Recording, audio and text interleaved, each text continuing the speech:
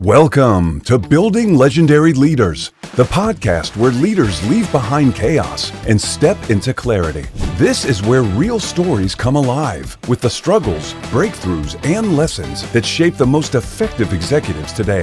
Every episode delivers fresh insights you can apply to your own leadership journey. If you are ready to stop putting out fires and start leading with purpose, this is the place for you. Here is your host, Jim Saliba. Hello, everyone, and thank you for tuning into Building Legendary Leaders. Let's dive right in. Today's guest was featured early in his career in African American Career World magazine and went on to protect more than $50 million a year as a quality leader for a global automotive manufacturer. He's a problem solving engineer and business leader who knows how to balance engineering realities, manufacturing constraints, and business objectives. He's recently pivoted into product marketing to round out his business acumen, where he was managing a pipeline value of over $1 billion. Outside of work, he's just as fast, pursuing automotive racing on the tracks across North America, Europe, and Asia. Please join me in welcoming Warren Bryant. Thanks for having me, Jim. It's great to have you here. Today, we're going to be diving right into one of the hardest and most courageous parts of leadership, leaving mastery behind and stepping into new territory. Here's how we're going to break it down. First, we're going to look into what it really takes to lead at a higher altitude, balancing engineering trade-offs, customer roadmaps, and revenue targets. Then we're going to explore what happens when you walk away from mastery and step into a role where you have to rebuild credibility from scratch. Next, we'll talk about leading without authority. It's like a teen in 25 in crisis mode, and then none of them report to you. And then we'll dig into the art of speaking hard truths, how to tell leaders what they don't want to hear without losing credibility. And for those who stay to the end, Warren will share what he's learned about leading a product line like a CEO, owning the balance of operations, markets, and the people as if it was his own company. Wow, that's a lot, Warren. But before we dive into all those leadership lessons, I'd love to start with the beginning. Where did you start your career and leadership, and how did those early experiences shape how you lead today? Yeah, no, that's a good question.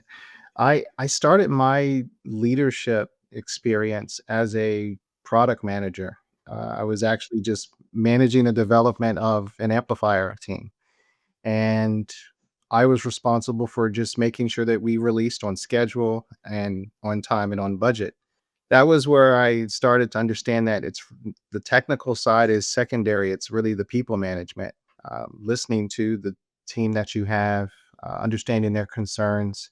Prior to that role, I did a lot of their jobs in the past in my career. So I understood what they had to go through, whether it's writing code or developing hardware or writing data sheets. So that really prepared me to lead people who are doing that job. So those are my most key points, was actually understanding how it is to be in their shoes so I can better manage and support them. And also being a good listener. That was key. It still is key to me even to this day. So, what I'm hearing, we're kind of busting the myth that it's all about and just about delivery, that without the people component, it's not going to work. What trap do people fall into that you've seen? I've seen traps where we would run into situations where the team would run through a struggle. We would have some type of obstacle or failed results. How to recover from that and not get down on yourself. So I was really good at getting people motivated to say, we've learned from this. This failure is not a failure. This is a learning moment. Let's turn that into a better revision. Let's reestablish our expectations with customers and management, and let's put a plan together. So really motivating people to get through those challenges and then use that as leverage for future success. That was one thing that helped my credibility and also helped the team feel better about what they were doing and move forward. Building those learning moments is really great at leading at a higher altitude. Because what I find, not only do we want to learn, it's the way as adults we do learn. It's all about experiential, what's working for us and what's not. One of the things that I found, though, in that quote, and there's many of them out there, that we learn more from our failures than we do our successes. And that's often because we don't stop to do those reflection and learning moments. When it worked, we barely take time to check the box and we're off to something else. And we only look at their learning moments when it doesn't work. Are there times that you looked at things and said, wow, this has really worked? Let me figure it out so I do it again. Yeah. So fast forward from that previous product leadership role, I moved into the quality role. And what you mentioned is a staple in the quality is to take time to assess lessons learned, ideally document them so that they can be found within your community, your engineering, staff and in your organization. So moving into that role, I started to just become indoctrinated into what lesson learned can I take from this? Can I fan this out so I can do this again? Whether it's something not to do or something to do, but it's still a lessons learned. And so that was just instrumental in our daily work. How do you take something like that and fold it into the engineering trade-offs against customer roadmaps, against target revenues? Right. Yeah, that's been difficult. I put a lot of work into trying to make everyone happy, while also learning from our past and our past mistakes. One thing I like to do is really set expectations with anyone, whether it's a customer, internal management, staff, is this is what we have defined as a best practice. I would like to continue to do this. I would like to take these past experiences and leverage them into our present. So I've been very adamant about just being very direct with my audience and setting expectations. When those expectations are not met, I readjust. We to the point where we may over communicate as as a customer, relationship. So to me, I like to be very direct. I like to be very succinct with what to expect. Surprises are never good in business. So let's try to minimize those so we know what we're getting when we're going to get it. Yeah, we don't want surprises late in the game. That is the key for cost overrun and scope creep and all those type of things that we talk about. So, is there some time where you were trying to balance all these things and it did go sideways? Yeah. So I was managing a customer. They were a tier one to the automotive industry, and the team I was leading was doing their best job in being better at the metrics. We had KPIs that we would need to adhere to within a certain time frame, and we were on track. Everything was going well, and we had an issue. That issue ended up completely going, taking our roadmap or our KPIs in the wrong direction, despite our best efforts. So we did everything right, but we had a new issue that really derailed us. So, how do you recover from something like that? We ended up doing it's basically an issue resolution process. So I led an issue resolution team so we can understand this new issue that we're having, um, guiding the team to understand really what the root cause is, what went wrong. We understand how big it is. We don't understand the scope. Let's go through the process again, using our process that we've learned in the past we applied it to a new problem that we didn't expect. So we run a very fast team, and I was able to make sure that team got to root cause very quickly. We were able to contain it, and I led them towards getting to a real root cause and corrective action. And that was key to minimize the damage because our KPIs rolling 12 months. So the longer they persist, the harder it is to improve them. So acting fast and acting very deliberate was key. Okay. So what type of things do you measure? We talked about there's engineering trade-offs and constraints that you have to deal with. There are goals that you're trying to reach. And of course, those revenue targets is what the business is all about. Yeah, some of the metrics that we would measure would be time to get root cause. When we had an issue, our ability to contain that quickly was very key. It minimized damage, and every 24 hours was a loss to our customers. Our failure rates were, I guess, a primary parameter. We measured in parts per million. So parts per million, and then over time, we moved into parts per billion as the standard raised. So these two metrics were very front and center during meetings, and so I would really have to understand what's the data behind these two. How are we doing? Do we see a problem in the future? Let's get ahead of it. So these two metrics were basically what we would start the conversation with. Depending on how they go, other metrics and other KPIs would become more important. Relationship. There were times when we could measure the relationship to a particular factory, how responsive we are to their messages. Are we managing inventory, delivery? Uh, on dock time was important for shipments. So these other secondary measurements were more daily operational, but in terms of the strategy and how the account is going, we always started with failure rates first. So, one of the things I want to ask you, you talked about KPIs and measures, and maybe it's my fault because I brought it up first. But I have so many people who say, KPIs, oh no, you're going to throw those things in there. We put those numbers up front. We don't pay attention to them until the end of the quarter, the end of the year, and then we're rushing to try to make things happen. Sure, sure. Why do we put them in the first place then? I think KPIs can help or hurt an organization. They can measure how manufacturable you are, how resilient you are, how consistent you are. At the same time, a poorly designed KPI can drive human behavior. And internally, that ends up driving a larger problem to just further persist within your organization. I tend to be very critical of KPIs that don't add value to the customer. They're just to measure and to have something to work on. I think those are non-value added.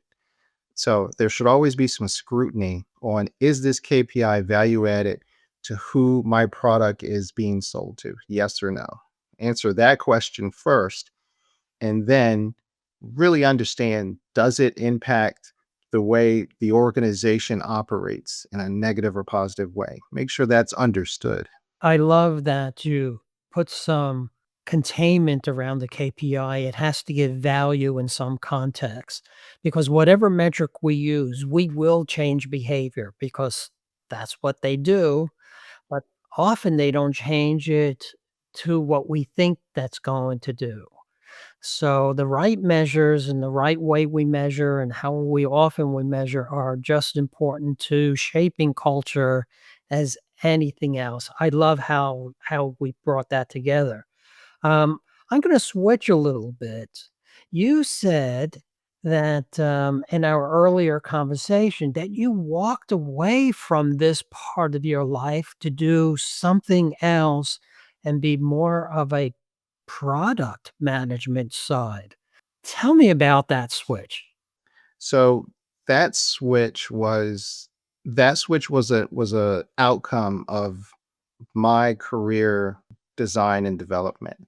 Early in my career, when I just graduated college, I had a plan to develop and put together a roadmap for my career, but I didn't know what the roadmap was. I wanted to get into the industry and see what really took my interest. And my whole goal of being a product line director was triggered because I had a really good product line director in the start of my career. First year, he was fantastic. And he set, my goal in terms of I want to do this job. I like the responsibility he has as a product line manager because he's balancing the operations and manufacturing. We talked about quality just now. He's balancing the manufacturability side, but also the revenue side in terms of product development and product selection and what does the roadmap for the business unit look like. So it was a fantastic role that defined my roadmap.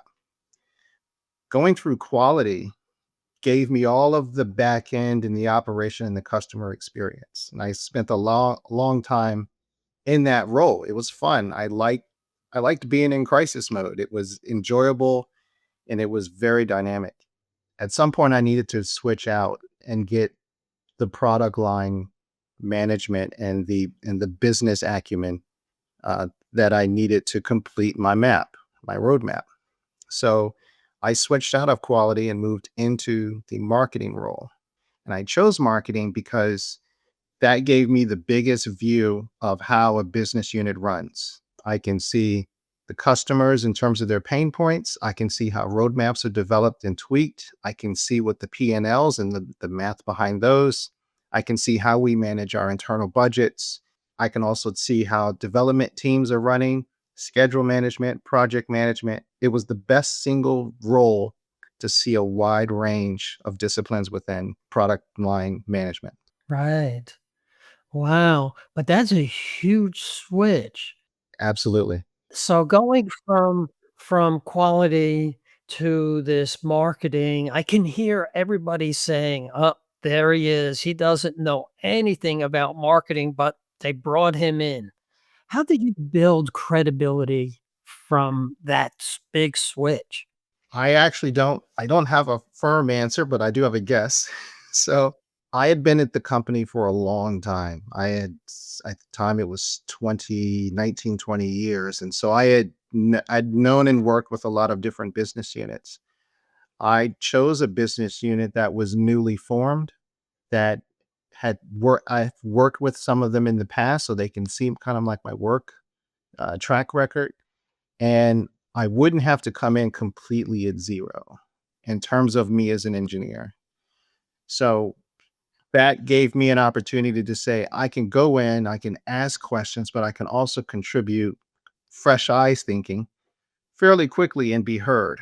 That was one thing that I was very concerned about is what you mentioned, coming in new for the role and despite your past, not really having a voice at the table because you don't have the reputation in that playground. So I wanted to try to minimize that. So I went with a business unit that was new, open to new ideas, and I had had some experience with some of their leaders. So that was my way to say, I'll give this a try, and this is where I'll do it. Tell me more. What happened? So I ended up being a product marketing manager, and I was given 5 portfolios to manage. 2 were high potential, 3 were legacy products that we just wanted to continue to support. But the 2 I was to focus and look for new business, look for new markets and new opportunities. And so I had a slightly different way of marketing in terms of how to deal with customers and how to do market research. So I ended up creating my own technique while also learning from colleagues and from managers what their techniques were and trying to merge those together so I can be what I think a a a good marketing engineer should be.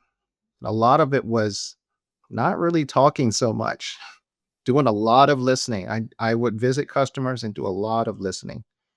I wanted to understand what their pain points were and not what they tell me, but what it actually is. Because a customer's manager can say, this is what we need. This is causing us problems. But when you listen to the engineers, they have a slightly different problem. And they're the people I should be listening to first. The manager is really summarizing.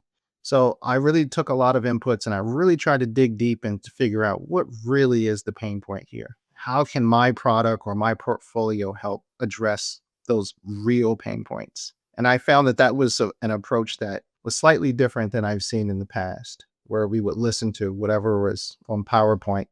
That must be the problem. Let's chase that without understanding what's behind it. Early on, at one point in my career, someone said to me, watch what you put on PowerPoint. Because once it's projected, it's taken granted that that is it. And it really isn't. I like that you talked about listening. I tell many of my clients that I coach, we have two ears and one mouth. We should be doing working in that priority. Well, but it doesn't always work that way. So if you had someone who's going through a career change, a big career change like this, what advice would you give them? If you feel that a change will benefit your overall career, do it sooner rather than later. It's going to be very scary. Um, it was uncomfortable to step very far out of my comfort zone and into this new space. And there was times the first year or two I really questioned, this is probably not a great idea. If it sounds good if someone was making a movie about my life, but this is not comfortable. This is not good. And when you make your first mistakes, it's very discouraging. So you have to self-coach yourself to say, this is a good thing. This is a learning moment. Let's take what we can from this. Let's ask questions. Let's work with management to figure out where can we go right. We went wrong this way. Let's get together and go right. So I did a lot of self-coaching is what I call it to continue to move forward despite setbacks or being uncomfortable or things not working out how you envisioned them to be. So I would say, number one, just make a plan and do it. Put together a process on how to figure out what your next role looks like and where it should be. And then number two, stick to your plan. So once you move over, when you hit the first setback, don't give up. Stay in it, move forward. You've done the work. Let's just execute at this point. So planning was key. Now you're in execution mode. Don't get discouraged. So yeah, I like to say you don't have to always self-coach. That's what people like me are out there for. So you also said that you rallied a team, 25 people in crisis mode, running around, hair on fire, and you rallied them, but none of them actually reported to you. What's your magic? That was a fun time in in the quality space. I had worked with most of them at some point. So in quality, you always have these little issues that come up. You're the guy where all the fires are happening around, and you have to run in with a hose. So most of them I've worked with to help put out smaller fires before, short term, 1 week, 2 week, 3 weeks worth of work, maybe. This one was multiple years, weekly reporting, every 2 days a week, you're reporting internally as to how bad the fire is. And you're basically continuing to try to manage a flow of information and evidence and facts and figures and customer sentiment and threats of recall and all of these things. So you're trying to manage all of these inputs for a long period of time. This is all coming from people who own parts of a process, but I'm the center point. The reason that I was able to lead this team because I really had a connection with them initially.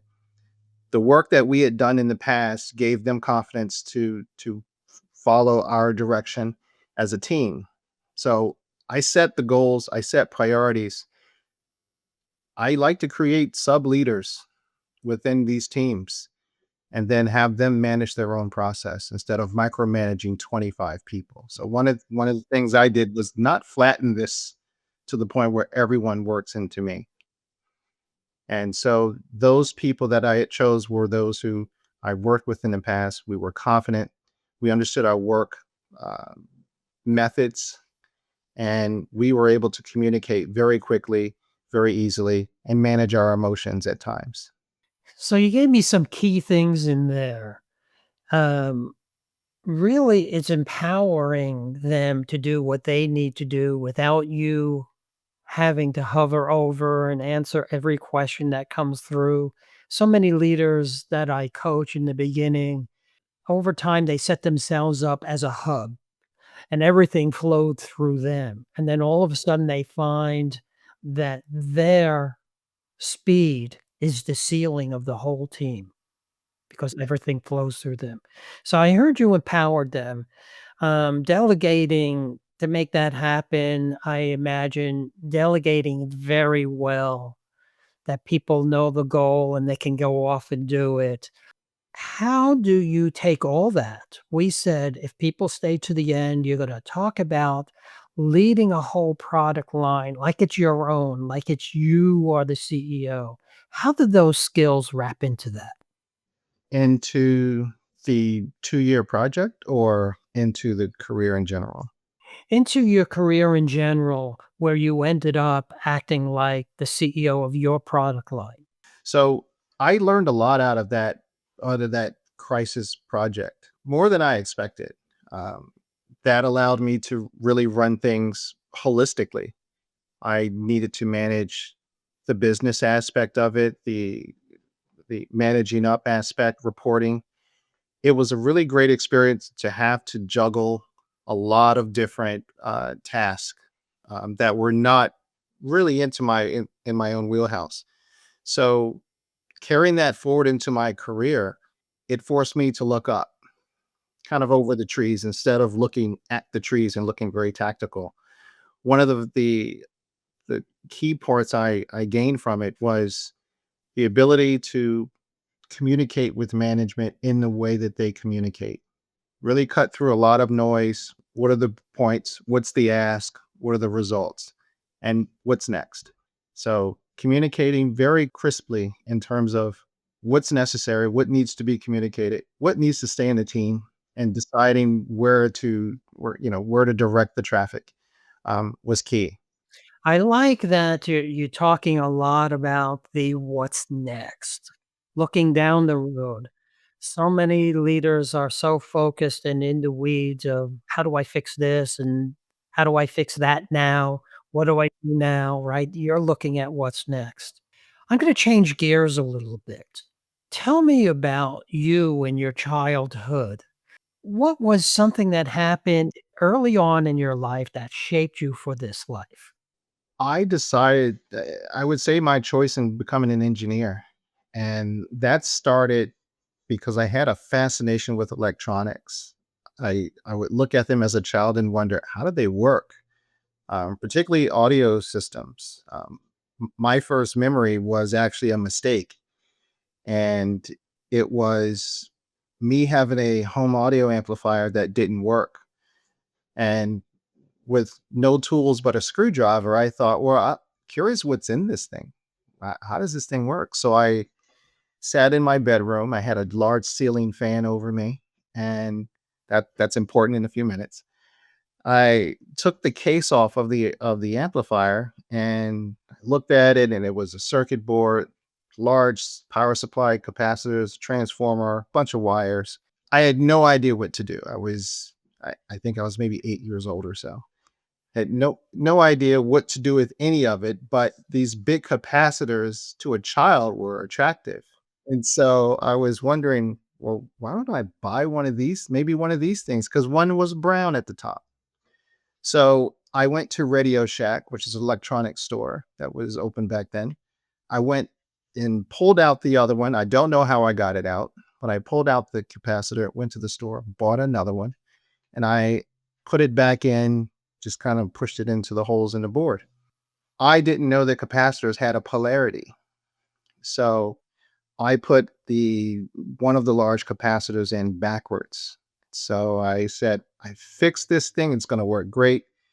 So I plugged it back up, case still off, and it started to like whisper, and then it started to squeal, and then all of this gas came out, and it shot clear up into the ceiling fan, which was on. And so the gas just started to like cloud into the room. And I was thinking, this doesn't sound good. And so amplifier never worked again. So that was my fascination with electronics, was just this problem in front of me wanting to solve it, couldn't solve it, but the challenge was there. And that really started my curiosity for like building things with my hands, being creative, and all things electronics. Through that, take me a little later in time, maybe what was a personal challenge that really showed up as a leader? That's a good question. Outside of work, I would say my hobby, my current hobby, I think is a personal challenge. I take cars on racetracks. We call them track days, and I've been a student for many years, and I've slowly wanted to lead and instruct others. The goal I wanted to do was to give back to the organizations, give back to the hobby, and take my learnings, similar to my career, is take my learnings and apply them so that others can benefit. In those roles, prior to becoming an instructor, you can be a mentor. And so I've been a mentor, which is basically a leader for someone who's also coming into this hobby new. So that's been my way of managing, in a personal manner, leadership is guiding people on these are the best practices. This is what you should do. Don't forget, to do X, Y, Z, and basically making sure they have a good experience and they get to their version of success as quick as possible. I love that. As a coach, mentoring, coaching are all things that I love, and I believe that people look for that. Um, we used to call it many years ago in an earlier century apprentice, which we don't really do anymore. Now we call them, I guess, interns, maybe the thing that we use to replace that. But in those times, as an apprentice, somebody took you under their wing and helped you through the whole process of learning. And the better the mentor or the better the coach, the more likely your outcome. So I'm hearing that you were doing that with your hobby, racing on tracks. How did you get into that? I've always had an interest in cars because it really connects to the engineering side of me. Over the years, I started seeking adrenaline sports, and then adrenaline hobbies. I had moved out of conventional sports and wanted to get into more technical sports. And I started to, again, put a plan together and started to move towards it. So once you have a car that you think this is something I can learn with, you get started.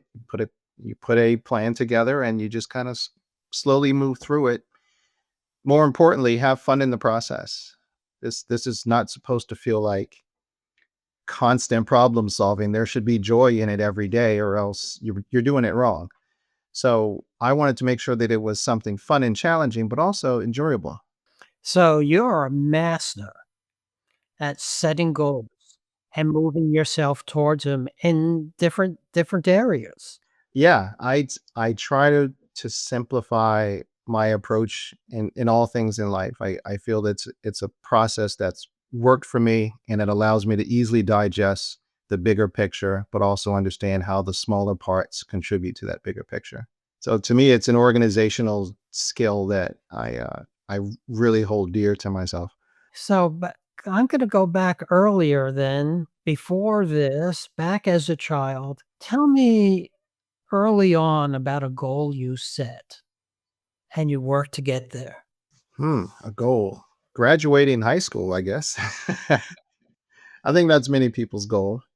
I think prior to that, I really focused on fun. I really didn't have too many rigid goals until high school.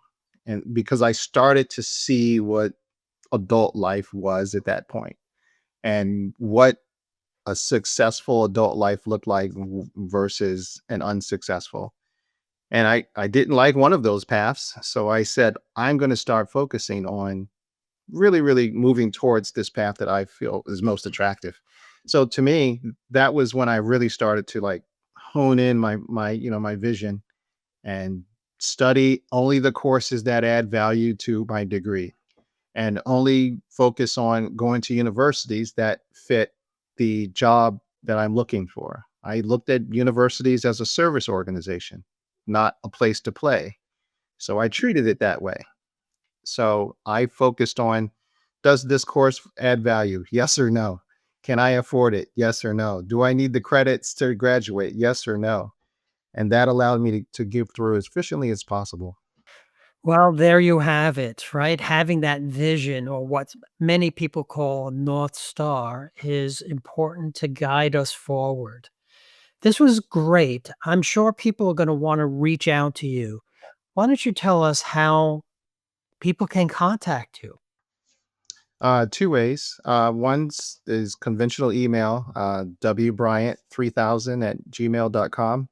The second way is on LinkedIn, LinkedIn /n/ Warren dash Bryant. Anything else you'd like to tell our guests?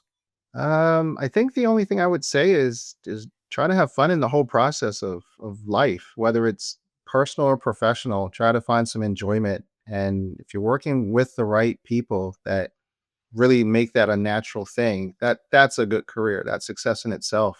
I would say that's the biggest thing I've kind of taken away. Not chasing a salary or a title, but find something that challenges you, that makes you smile, pretty regularly through the process. That's a successful career in my opinion. Well, thank you again, Warren. I'm sure our listeners will love this conversation. Thank you for being on the show. Thanks for having me, Jim. I enjoyed this. Well, that's it for this episode of Building Legendary Leaders. I'll see you at the next one.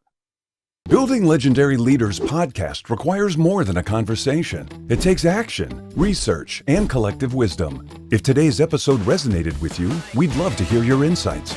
Join the conversation and help us shape the future together. We'll be back with more stories, strategies, and real-world solutions that are making a difference for everyone. In the meantime, be sure to subscribe, rate, write a review, and share it with someone you think would benefit from it too. Thanks for listening, and see you on the next episode.